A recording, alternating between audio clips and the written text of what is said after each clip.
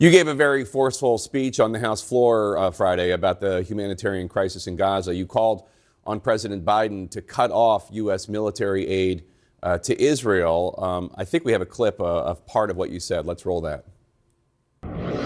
If you want to know what an unfolding genocide looks like, open your eyes.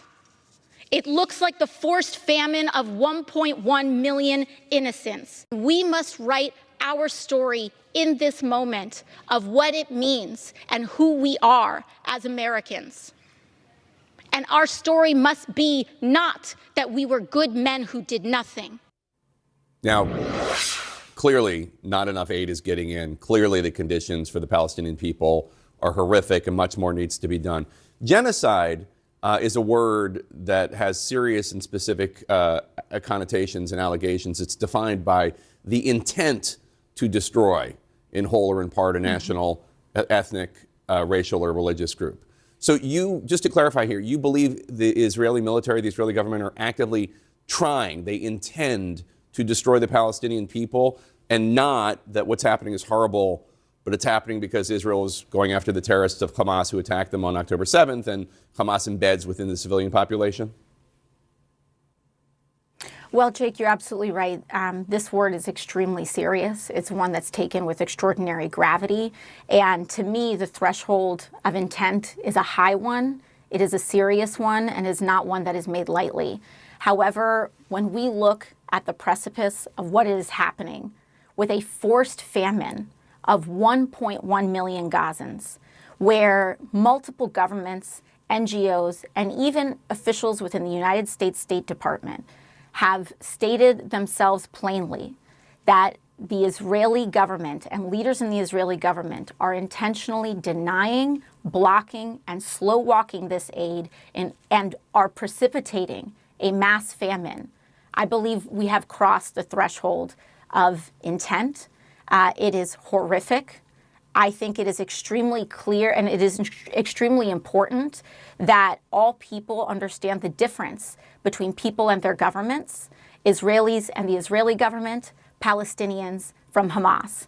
But what we are seeing here, I think, with a forced famine is beyond our ability to deny or explain away. There is no targeting of Hamas in precipitating a mass famine of 1 million people, half of whom are children. So I asked Israeli officials about your speech, and they say we are allowing hundreds of aid trucks into Gaza every single day. They're trying to increase those numbers. They have to inspect the cargo to make sure no weapons are getting in, weapons that would be used by Hamas against the people of Israel. They also, Israeli officials also argue, this war could end tomorrow if Hamas freed the hostages and laid down the arms. Do you disagree? I do disagree, because when we are talking about famine, the actions of Hamas should not be tied to whether a 3-year-old can eat. The actions of Hamas do not justify forcing thousands, hundreds of thousands of people to eat grass as their bodies consume themselves. We and the Israeli government has a right to go after Hamas. But we are talking about a population of millions of innocent Palestinians. We are talking about collective punishment, which is injustifiable. And the excuses that the Israeli government is giving about what they are and are not allowing simply do not square with what the UK government is stating, with what international aid organizations are stating, and even what our own State Department officials are stating, which is that they are not allowing aid to go through. When they're talking about inspections, we're talking about U.S. aid, the United States aid. And so I think that if we are to operate as allies, then we must operate in good faith to uphold the principles of democracy, which includes respect for human rights, and also proving the value of our democracy, which is that we are different than authoritarian and we are different from other types of regimes with no regard for innocent people.